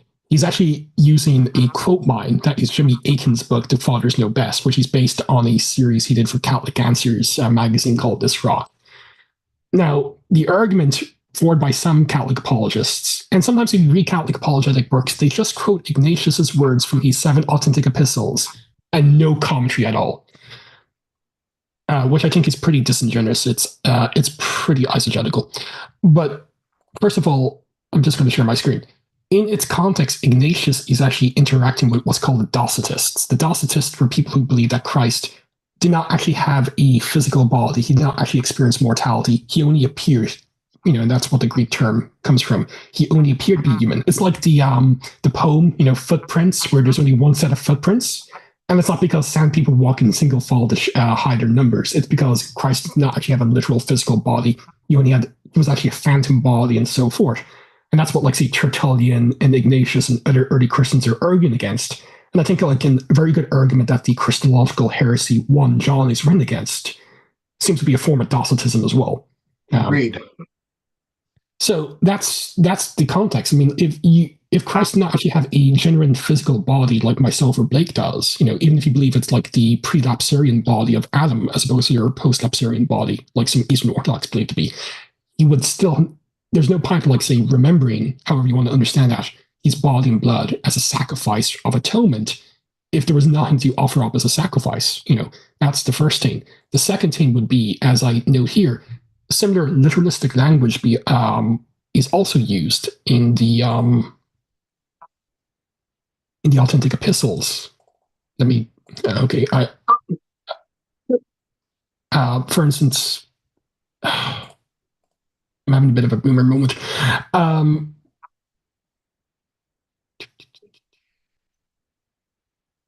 Here we go. For instance, this is his epistle to the Romans 7:3. I have no pleasure in the food of corruption or in the delights of this life. I desire the bread of God, which is the flesh of Jesus Christ, who was of the seed of David. So once we could read this and say, he believes in transubstantiation. But he also says, for a drink I desire his blood, which is incorruptible love. And if you look at the Greek, it's to ema atu o estin agape after atos, which means, and it's used coupled with ame. Does that mean that his blood is transformed or into incorruptible love? No, it's just showing that there's a very strong connection between his body, his blood, and the Eucharist or God's love. When it comes to Trallians 8:1, it is not that I know that there is anything of this kind among you, but I warn you because you are dear to me, and I foresee the snares of the devil. Therefore, adopt meekness, be renewed in faith, which is the flesh of the Lord, and in love, which is the blood of Christ. Does that mean that the concepts of flesh, faith, and love are actually transmuted, if you will, into the blood and body of Christ? No. And this is why, William Barclay and other commentators have said we don't know Ignatius's theology of what is real presence, quote unquote, in these authentic epistles. We just have these terms where he uses and associates the body and blood of Christ with the bread and the wine. But we're not told exactly by Ignatius he's understanding, let's say, the theology. And there's a proper way to use the argument of silence, and there's an improper way. A very good way is actually documented by the Jesuit scholar Garrigan. He's a guide of the historical method. 1946. Really great book, although it's out of print. It's one of the best discussions about the how to argue from solids. And what's rather interesting is like Ignatius, if he did believe that the Mass or the Eucharist was numerically the same sacrifice of Christ, and Christ is transmuted or transubstantiated on the altar, his body, blood, soul, and divinity on the altar, this would be like, say, the ultimate argument, if you will, against Docetists who would argue otherwise. But there's no mention, like, say, the Eucharist being the same sacrifice of Christ, or any hint that he believes in ongoing propitiatory sacrifices. There's no hint that the host, once the essential words are said, is given worship or latria. There's a host of other things that are really missing in Ignatius's letters if he was actually a proto-Catholic, and they're not there. Oh, yeah. Well, what it demonstrates is he's actually, when he uses this kind of, when he uses Estine and he's saying it is this, he's actually speaking poetically. He doesn't mean it is literally this. What he means is it's this to those who have faith because it changes us. It demonstrates our love. It demonstrates the incorruptibility of our resurrection. He's not speaking as if though there is some kind of transubstantiation because he doesn't have that doctrine, and it's clear. Yeah. And also, like, he does mention like an altar, but he don't believe in a literal altar. According to Youngman, who's a Roman Catholic, and he wrote like a very good 2-volume work on the history of the Roman Rite, said in Ignatius of Antioch, it is true tousiaterion, the term in Greek for altar, is not yet the material altar of sacrifice. Instead, what is the altar is like, once you combine the bread and wine, that's the altar. It's not a literal altar. It's a symbolic one where, if you have the bread and wine together, that's the tousiaterion. That's the true altar of sacrifice. It's not like, say, a literal altar or table where someone acting in the stead sacramentally of Christ, an alter Christus, another Christ, which is Catholic theology, the Mass, their priest, or another Christs, represent the sacrifice. And again, like, what's rather interesting, like, you also have like Athenagoras, who's actually seemingly unaware of the sacrifice of the Mass. For those who read it, he's a plea for Christians. He actually speaks about, like, say, what is the greatest type of sacrifice and type of worship a Christian can engage in. And for him, it's nothing to do with the Mass or the Eucharistic sacrifice. It's more spiritual, if you will. That's why, like, so many scholars don't believe that, even for those who do seem to believe in some type of presence of Christ with this Eucharistic celebration, don't actually believe it's transubstantiation. Not that I would expect like them to use the term transubstantiation, but the concept is not there. And like a very important father is Irenaeus of Lyon. He wrote like a massive 5-volume work against the heresies of his time, against heresies. And in book 4, 1815, he speaks of the sacrifice, the Eucharist. Then again, how can they say that the flesh, which is nourished with the body of the Lord and with his blood, goes to corruption and does not partake of life? Let them therefore either alter their opinion or cease from offering the things just mentioned. But our opinion is in accordance with the Eucharist, and the Eucharist in turn establishes our opinion. For we offer to him his own, announcing consistently the fellowship and union of the flesh and spirit. For as the bread which is produced on the earth, when it receives the invocation of God, that is when the priest says, "This is my body," if you will, the essential form, is no longer common bread, but the Eucharist, consisting of two realities, earthly and heavenly. So our bodies, when they receive the Eucharist, are no longer corruptible, having the hope of the resurrection to eternity. So it is true, like Irenaeus, once the priest says the words of consecration, it's no longer common or profane bread, but it does not change its substance. It's still bread afterwards. There's two realities now. This is born out, if you look at the Greek, from Armenia PG 7, part 1, and there's the folio numbers. So as I note here, one sees that even after the essential form, to use Catholic terminology, "this is my body," of the sacrament is said by the priest or bishop, there remains the reality of bread. In Catholic theology, it only has the appearance of bread. In its substance, in its reality, it's no longer bread. It's actually the body, blood, soul, and divinity of Christ. So this is antithetical to Catholic dogma, where the substance or the reality of bread no longer exists after the invocation. Note also that Irenaeus makes it clear that the two realities consist of actual bread and Christ's body, not gifts of thanks bread and Christ's actual body. So Irenaeus would actually be more closer to, like, say, the Lutheran view, if you will, of consubstantiation at best, not a transubstantiation view as well. So well, I'm not sure a whole lot rides on it. From a philosophical point of view, for instance, they're arguing we mean that the bread actually is the body of Christ. Actual is the word here. Really. But so you'd say, well, okay, let's take the bread, you bless it, and we'll do a DNA test on it, and we'll see if it actually has any human DNA. Or, anything that's other or inconsistent with being DNA from bread. And of course, that would result in finding out that it's just bread. They said, "What? Well, hold it. You can't detect that scientifically. This is an article of faith, and it's only detected through faith." So we're not speaking univocally; we're speaking equivocally. But there's a substance, and that substance is Christ's body, and that's established by faith. And my response to that is, well, I have some idea what substance means. A human body is a substance for Aristotle, okay?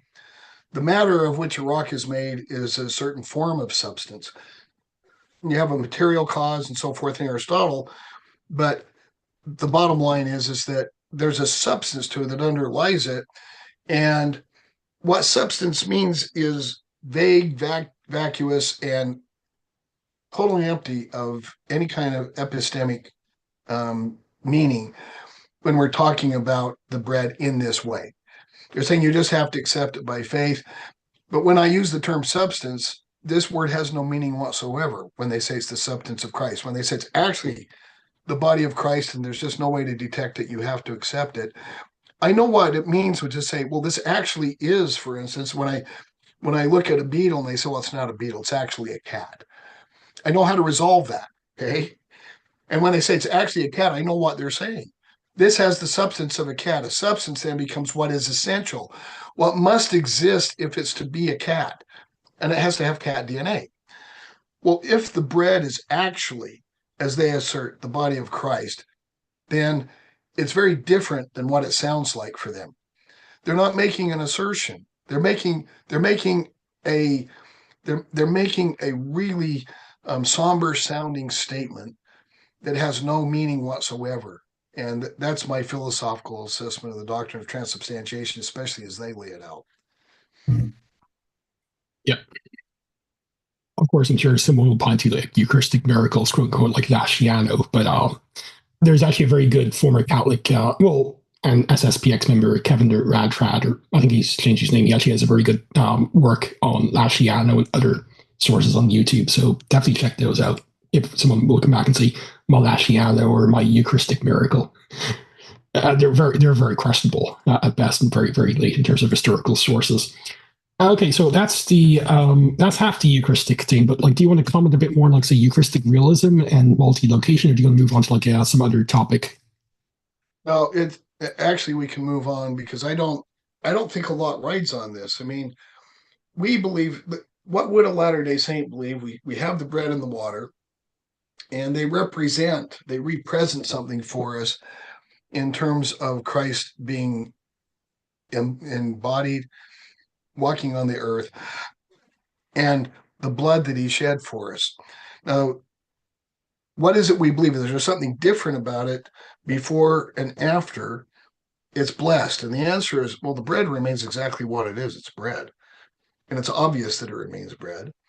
But what we mean is that it takes on a power for us to covenant.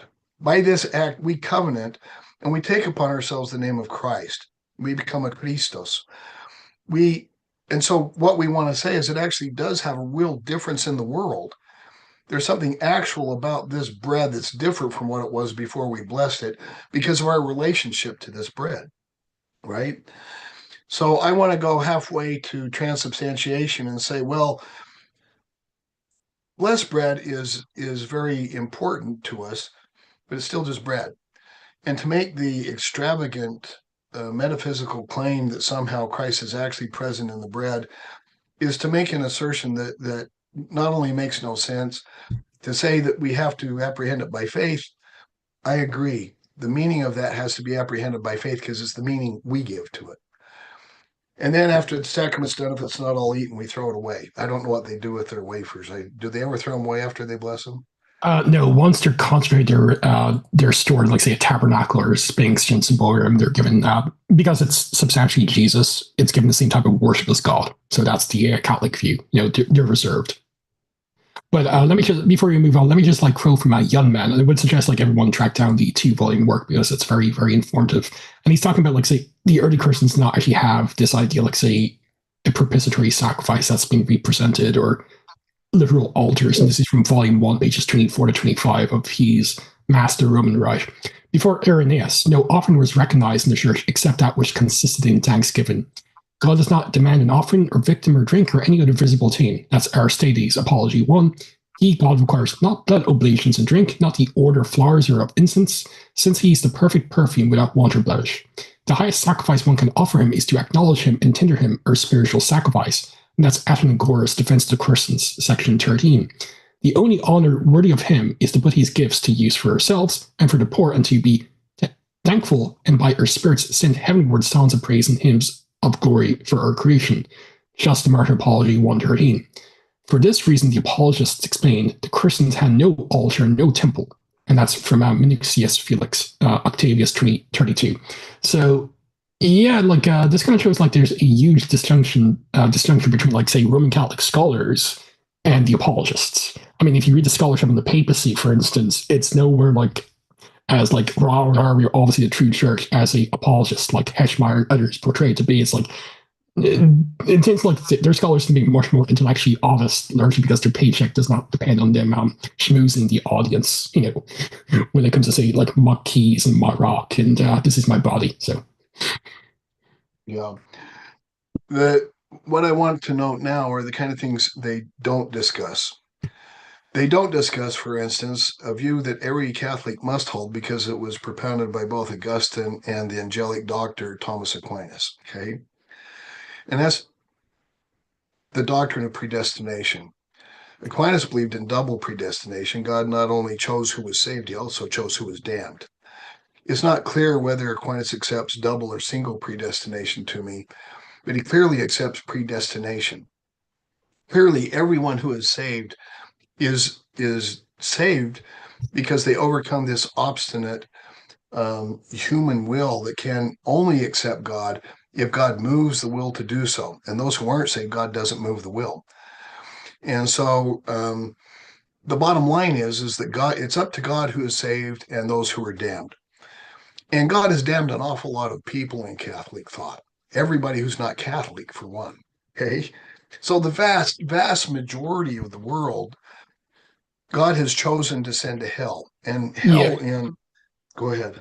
Before, like, some people will say, like, well, Van Balthasar was hoping hell would be empty. Is like, that's already a modern idea. And also, read Contenti Domino from the Council of Florence. Like, if martyrs of the Eastern Orthodox and other faiths won't be able to make it to heaven unless first they bow the knee to the Pope, yeah, you do believe in very, unless first you want to claim like the set of contests or Reich, and there's a rupture between the pre and post conciliar church, you do believe most non-Catholics are going to burn. Well, it's not, yeah, most Catholics are going to burn, and everybody who's not Catholic, there's no salvation outside the church, right? And so everybody who's not Catholic is going to burn because they weren't chosen. And so we have this God who's choosing the vast majority.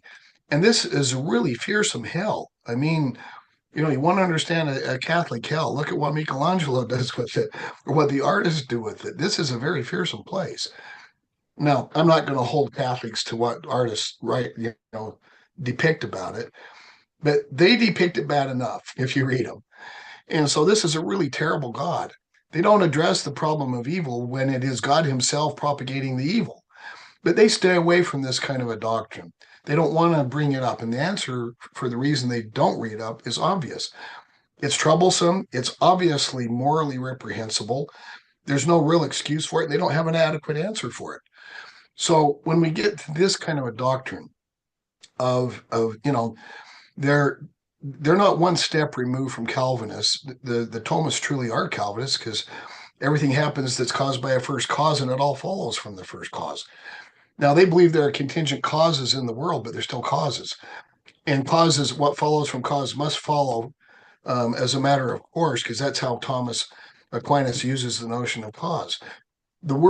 Thomas Aquinas once spoke both as if the world is totally deterministic and also as if though it's not. He's simply inconsistent on this score, in my view. And I've talked about this in the books that I've written. So I'm not just talking off the top of my head.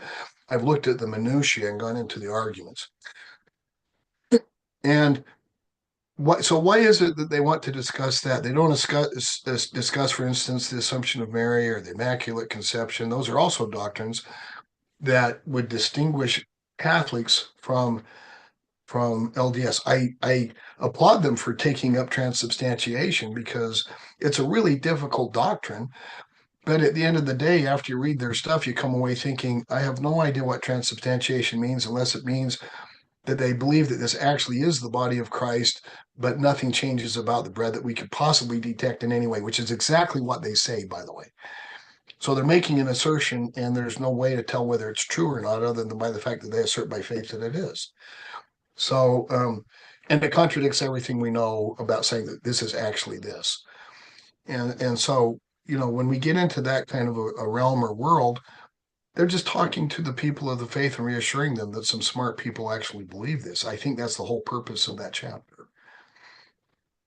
Yeah, it should be noted, like, you actually have a great respect for Thomas Aquinas. It's like, I believe you actually read both the Summa Theologia and Summa Contra Gentiles in the original Latin, at least cover to cover 3 times. I remember once hearing you say that. So, well, no, it's not like I actually you read the Summa.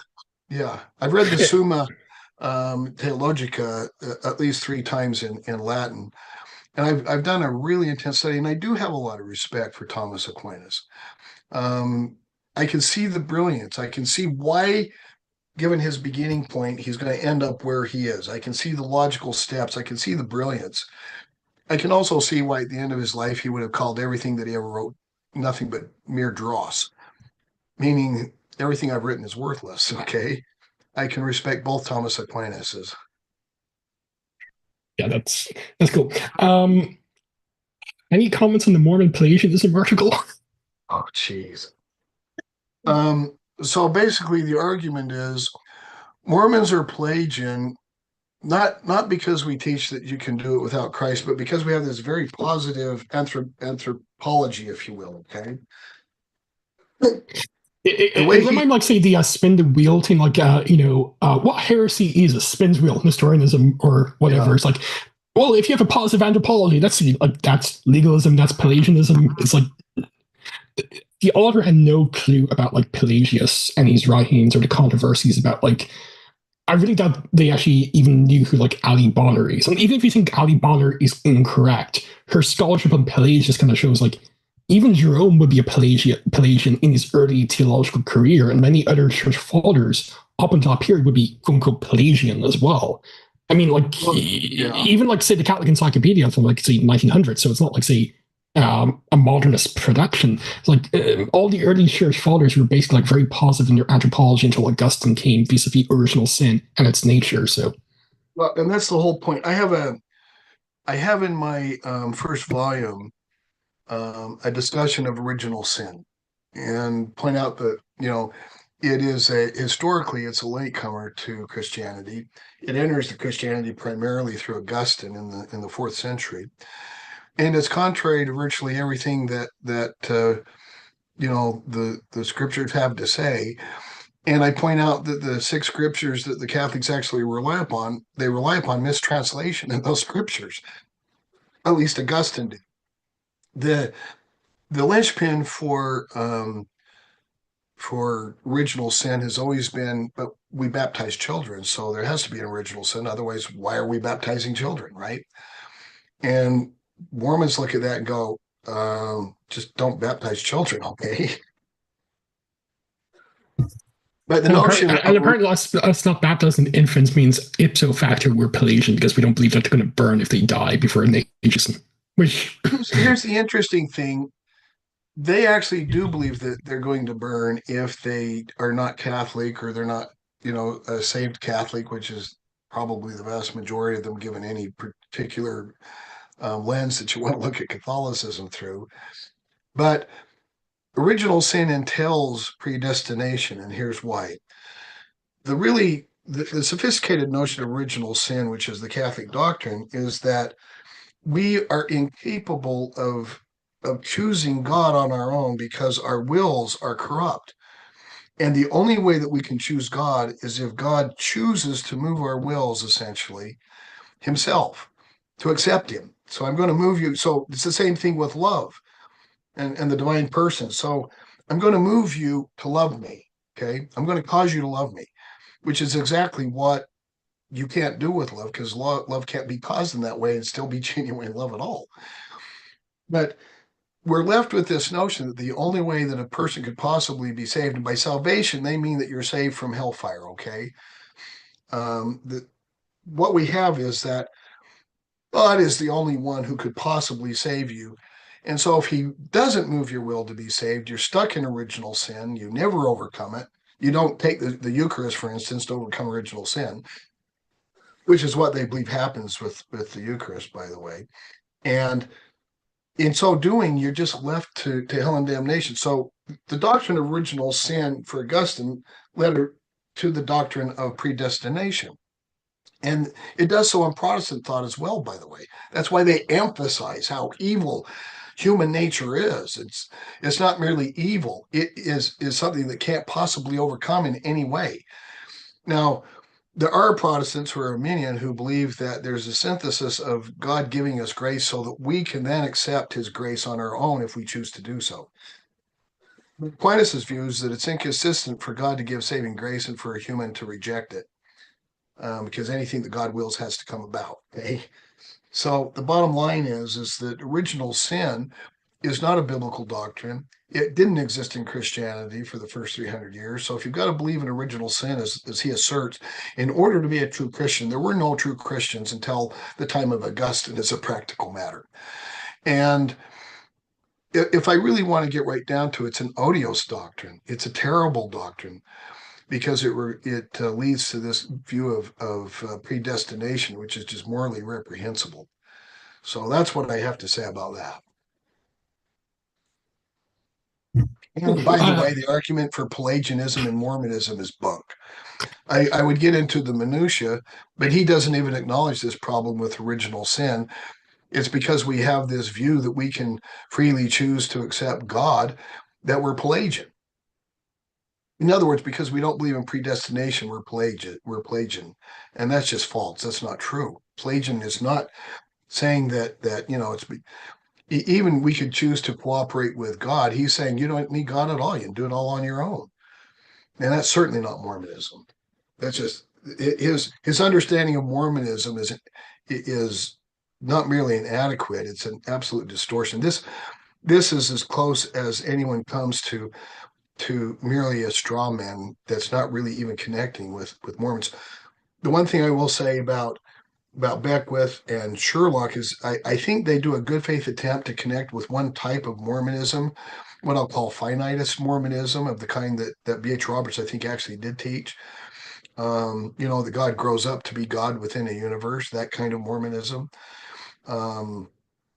I have my own reasons for not accepting that, but they're not. I can defend that point of view logically, and I think it makes good sense. And I think there's even some biblical support for it. But at the end of the day, it's not what I believe Joseph Smith taught. I believe that Joseph Smith taught that there's a God of all other gods in the council of gods, the Father. And I believe that, and he talks about the head God consistently. We've had a podcast on this actually.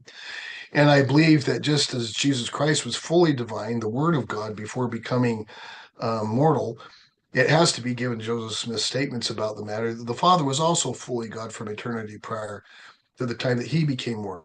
So it's not the case that we're looking at people who grow up to be gods and haven't been gods for an eternity before that. That wasn't what Joseph Smith taught. And I've given my arguments for that and the reason that I accept that view. That's not to say that there aren't a lot of Mormons who accept the view that they critique, that God grew up to be a God within a universe. And even the notion of Brigham Young that God isn't over all the universe, he's over a subset of worlds, if you will. I don't believe either of those ideas were taught by Joseph Smith, and I don't believe that they're the only view. They deal with only that view for a reason, and that's because it's the furthest from what they see, and they want to say Mormons are weird, and that's why they use only that view, but not to acknowledge. Francis Beckwith actually hints that there are other views within Mormonism. He doesn't say what they are. He doesn't give a footnote. You have no idea what he's talking about. So you get the idea that what he's critiquing is the only view that LDS hold, and it's not. They refuse to see that there's not a single point of view within Mormonism. They refuse to even give a notion that Mormons have a wide range of different views, which is the truth. And that's because they're setting up, there's something they want to knock down, and they're going to stick with that. So That's how I see that. I think we kind of covered most of the book and most of the substance of the book. So, do you have any other final comments you want to add before we end things? Um, yeah, I invite Richard Sherlock or Francis Beckwith to debate me on these issues anytime. I invite them onto this channel. I'll invite them anywhere that we can arrange at a common time that will work for both of us. I'll be happy to debate the incarnation and whether or not the two-nature theory of Christology is coherent. I'll be happy to debate with you whether or not the doctrine of simplicity it can be made coherent in light of itself and or the doctrine of the Trinity. I'll be happy to debate with you even whether or not creation ex nihilo is actually taught anywhere in the scriptures, or whether or not there are arguments for creation ex nihilo work. I'm happy to debate with you on these issues. Like the challenge that I issued to Trent Horn, being willing to debate with him, and he obviously hasn't taken us up on. We'll see how they respond. And Trent, I know you're going to watch this, so like I know Jacob Hansen reached out to you. I would love to debate you on whether the Immaculate Conception of Mary, as defined by Catholicism, is dogmatic, is apostolic in origin. If you're going to pull the whole Book of Mormon is false because Rome is the true church stick, let's defend Mariology against an informed opponent of Mariology. So we'll see. But yeah, we'll see. But yeah, thanks Blake for coming on. Really do appreciate it. So. And of course, like check out his website, blakeostler.com, and the article is a link to your responses to the New Mormon Challenge on the FAIR website. Your article on creation out of nothing versus creation out of pre-existing material in response to Copan and Craig, which is really essential. Which, by the way, Robert Bowman in his most recent book, he mentioned creation out of nothing, the debate about it, but never actually interacted with any of your works. Surprise. And also your brief article, The Logical Incoherence of Traditional Christianity. So well, it's not an article, it's just an outline that I was using for a presentation I was given. So let's not give it more due than it deserves. Sure, but yeah, definitely check out and also if Frank Beckwith or Sherlock want to come on, I will happily moderate this debate. I can be fair and honest, so I promise not to interact except when people's times are up. I would love to host that debate. And I'm sure like they could do like 2-on-1, you'd still do a good job, but that's just me. So yeah, definitely reach out to them, see if they would actually be up for it. Or if not, like I know like 1 or 2 neutral platforms that would be able to host as well. So we'll see. But yeah, thanks for coming on, and thanks to everyone for tuning in. And as I said, like on Saturday, I will be having like a live stream where I'll be going through like my last 2 debates with Adam Stokes on modalism in preparation for the debate on the 2nd of February. So tune in for that if you want. But until then, take care, everyone. Cool. Well, thanks for coming on. Absolutely. All the best to you, Robert. How's Ireland going?